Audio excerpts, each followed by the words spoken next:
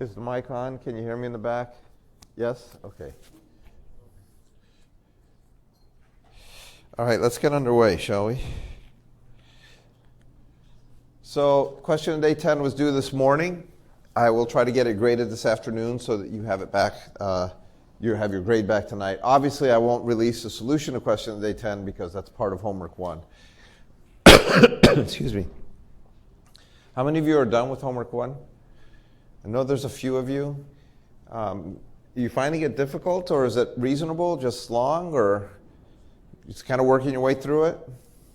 So there's a lot of activity on Piazza, which is good, and I think that's where you go for help for the homework.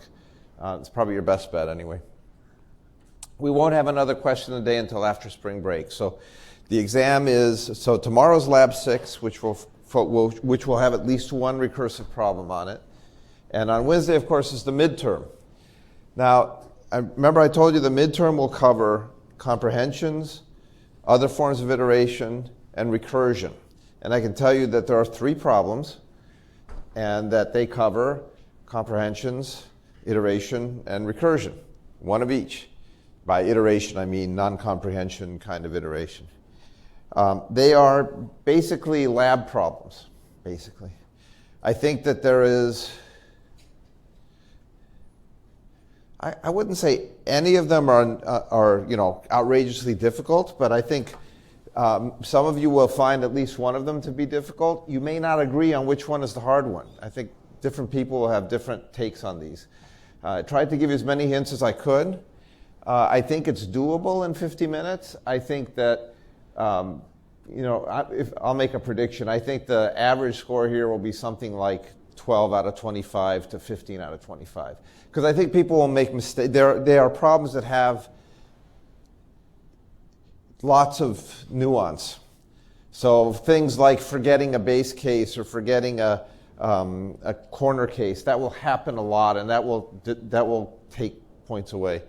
I think many of you will get points on all 3 of the problems, though. I hope most of you do.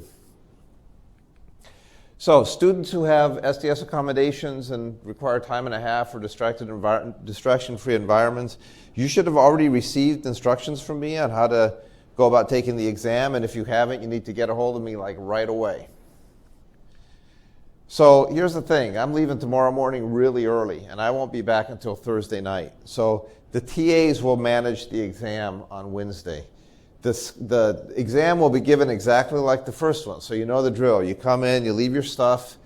There will be 4 TAs here. If you're left-handed, you go to the designated left-handed TA. I don't know who it'll be, Osama or John, somebody.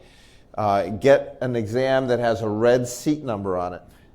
If you're right-handed, you need an exam with the black seat number on it. Seat number will tell you where to go. Sit in your seat, take the exam, return the exam to the TAs.